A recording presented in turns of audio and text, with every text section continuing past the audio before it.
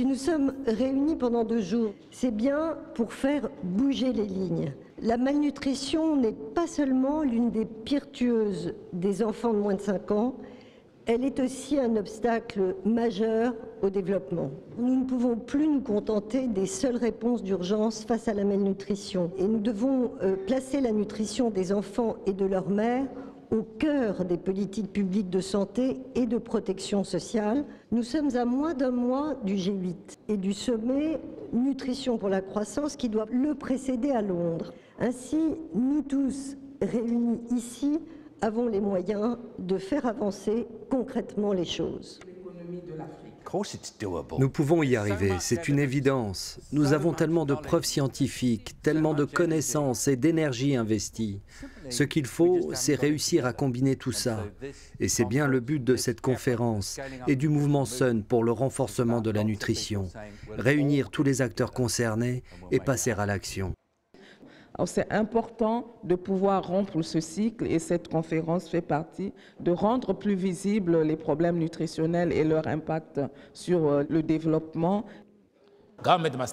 Les gouvernements doivent exercer leur leadership. Le secteur privé, la société civile et les familles doivent s'investir. C'est vraiment l'affaire de tous. L'important, c'est de considérer la malnutrition pas seulement comme un problème de manque de nourriture, mais aussi d'eau et d'assainissement et de santé. Les interventions pour promouvoir l'allaitement maternel ou pour garantir l'accès à une bonne alimentation peuvent vraiment faire toute la différence pour les mères et les enfants. Et il faut aussi faire le lien avec des domaines comme l'éducation, en regardant la nutrition sous un angle très large, de façon multisectorielle, au-delà de la nécessité d'une bonne alimentation.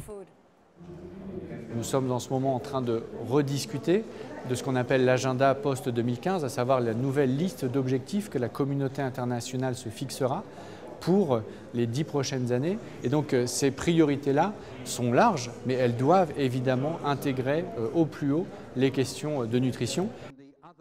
C'est cette mobilisation mondiale à laquelle nous voulons participer avec cette conférence.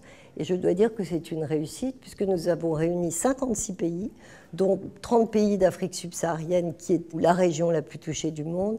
Et donc je pense que nous devons être un rouage de cette mondialisation et de cet effort collectif. Aujourd'hui, nous avons beaucoup d'expérience réussie. C'est simplement une question de mise à l'échelle. Le déclenchement, c'est la volonté politique. Il y a une volonté politique forte de travailler ensemble. Le plus important, c'est que nous puissions travailler ensemble. Together, ensemble, nous réussirons.